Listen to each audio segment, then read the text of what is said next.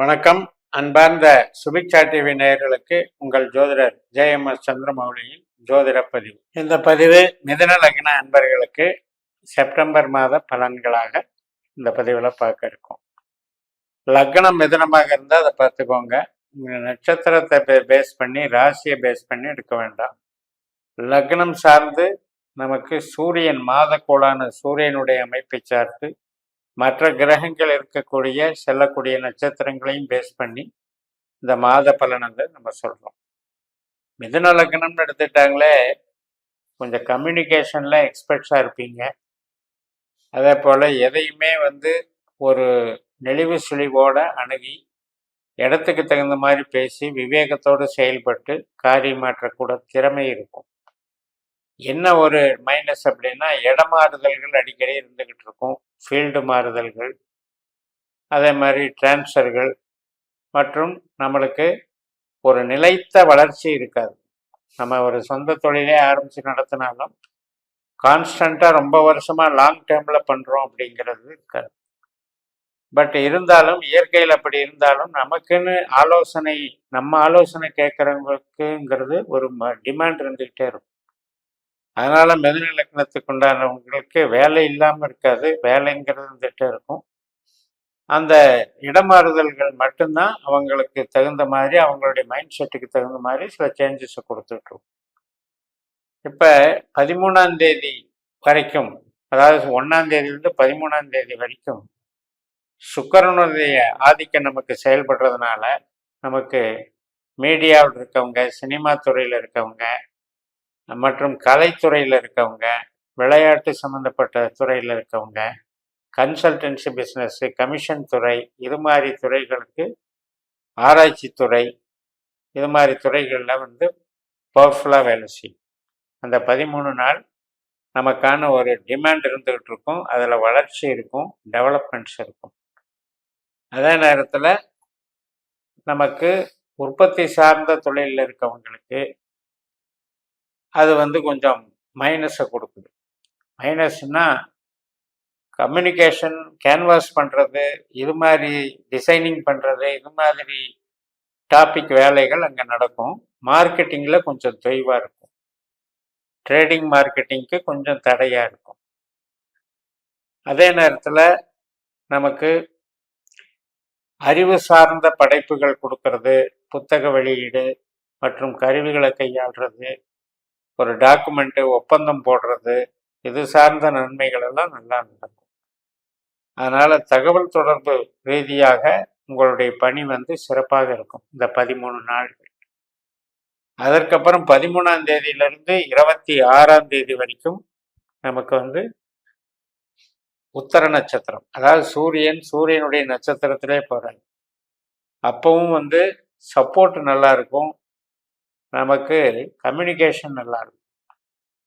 எழுத்து, ஆவணங்கள், இப்போ அரசு துறை, அரசு சார்ந்த நிறுவனங்கள், அரசு அதிகாரிகள், அரசியல் சார்ந்த விஷயங்கள், இதுக்கெல்லாம் சாதகமாக இருக்கும், நன்மைகளை கொடுக்கும்.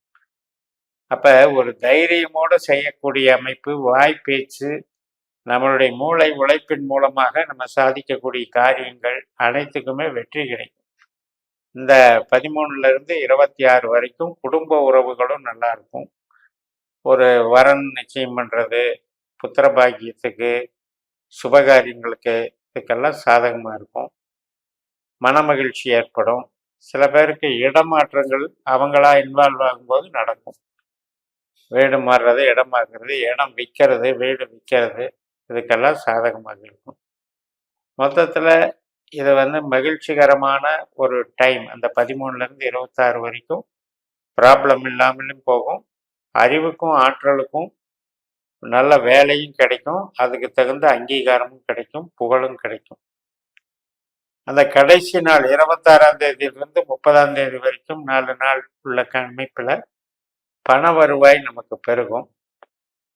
அது வந்து உற்பத்தி துறையில் இருக்கவங்க மற்றும் ட்ரேடிங் பண்ணுறவங்க, அனைத்து விதமான ப்ரொடக்ஷன் இன்சார்ஜாக இருக்கவங்க, உணவு, உடை, மருந்து போன்ற தொழிலில் ஈடுபடுறவங்க, திரவ நிலையில் இருக்கிற ஒரு அமைப்பு, ஹோட்டல் வேலைகள் மற்றும் கடல்படு பொருட்கள் வணிகம், இது அனைத்துக்குமே சிறப்பாக இருக்கும்.